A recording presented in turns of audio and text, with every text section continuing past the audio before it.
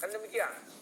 Nah, sekarang ada yang mengatakan kepada saya juga protes. Kamu kok menyamakan Tuhan dengan manusia? Bukan saya yang menyamakan, tapi Tuhan itu sendiri yang mengatakan bahwa manusia ini serupa dan segambar dengan Tuhan. Maka saya tidak mau mengambil perumpamaan di luar manusia. Karena menurut saya sudah sempurna Tuhan mengatakan manusia serupa dan segambar dengan Tuhan. Coba bisa membaca. Ilmu pengetahuan makin berkembang. Kejadian 11 ayat 6. Mulai hari ini dan seterusnya. Apapun yang dirancang manusia akan terjadi dalam tanah. Manusia berpikir kok bisa ini tertunggal.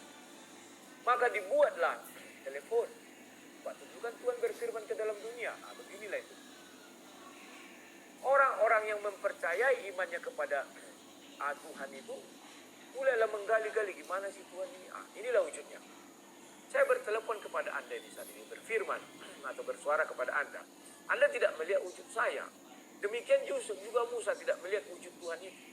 Tetapi apa yang terjadi? Musa hanya mendengar suara. Kalian juga hanya mendengar suara saya. Apakah perumpamaan ini melenceng? Tidak. Karena memang itu yang sudah dikatakan Tuhan. Ya kawan-kawannya, bahwa manusia serupa dan segambar dengan Tuhan. Nah, kemudian, bagaimana ini ya Tuhan, kata si Musa. Dia menggali-gali. Maka disuruh Tuhan lagi ke Gunung Horeb atau Bukit Sinai. Ya. Di situ Tuhan mulai menceritakan. Pada mulanya aku ini Musa, sebelum menciptakan langit dan bumi. Pada mulanya Allah menciptakan langit dan bumi. Nah, ya kan? Bumi itu gelap gulita Musa.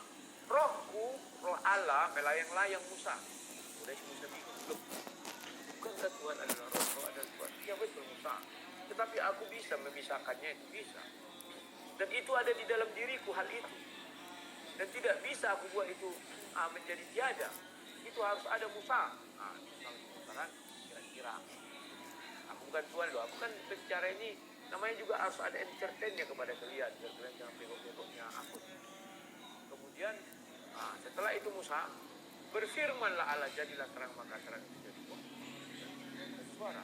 Berarti Tuhan, suara yang kudengar ini apakah engkau? Ya Musa, aku adalah aku. Oleh Musa ku mengertikan maka dituliskan kitab itu. Ribuan tahun kemudian atau berapa puluhan ribu tahun kemudian mulailah ada Alexander Graham Bell. Tadi dibacanya lah Bibel.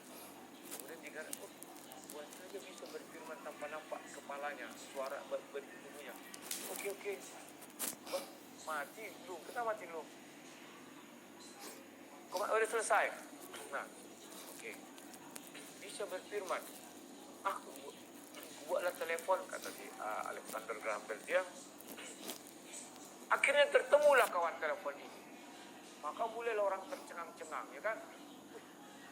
Dari luar, dari Amerika, orang bisa menelepon, tapi nggak nampak orang yang ada suara aja. Sama dengan seperti si Musa. Nah, ketika suara itu didengar, di dalam suara itu kan ada roh, ada suara, pasti ada yang berbicara, kan demikian, ya kan? Hebat sekali dia. Wah, beginilah begini. Dan ketiganya itu tidak bisa dipisah. Maksudnya tidak bisa tiada, bukan tidak bisa dipisah ya. Kalau tidak bisa dipisah, bisa. Buktinya Tuhan bisa mengutus rohnya melayang-layang dan bisa mengutus firman menjadi manusia. Tidak bisa tiada, saya ralat kata saya. Kalau tiada berarti mati. Orang mati tak bisa bertelepon, tak bisa bersuara. Ya, itulah oke. Baiklah. Setelah itu dibaca lagi sama pakar-pakar IT lah kan, firman Tuhan. Pada mulanya ada firman bersama-sama dengan Allah, maka firman itu adalah Allah. Itu sudah ditemukan Alexander Graham Bell kan. Itu ayat 14. Firman telah menjadi manusia. Bagaimana firman Tuhan jadi manusia? Dia mengutus citranya ke dalam dunia, maka ditemukanlah ini. Maka pisah dulu kawan. Karena saya kan ada lambung dan ada juga gula. Gak usah makan nasi ya. Nasi 3 kali sehari saya nggak bisa kok nggak makan nasi. Tapi selingannya gini ya. Maka ditemukanlah ini sekarang. Sehingga saya bisa mengutus citra saya kepada kalian. Kalau dulu hanya suara. Apa kesamaan saya mengutus suara dengan saya mengutus citra? Bahwa di dalam suara saya pasti ada roh. Roh yang menghidupkan. Di dalam suara saya pasti ada yang berfirman, yang bersuara. Itulah saya. Baru ada suara itu sendiri. Nah, setelah saya mengutus citra saya, sama. Di dalam citra saya ini ada roh, ada suara, dan ada saya, tubuh saya seutuhnya. Apakah rohnya bisa ditiadakan? Tidak bisa. Kalau ditiadakan, matilah saya. Apakah suaranya bisa ditiadakan? Tidak bisa. Mungkin jadi muak lah saya. Au, daripada kelihatan. Apakah tubuhnya bisa ditiadakan? Tidak bisa juga. Kalau tubuhnya ditiadakan, ya nggak ada lah berarti ini.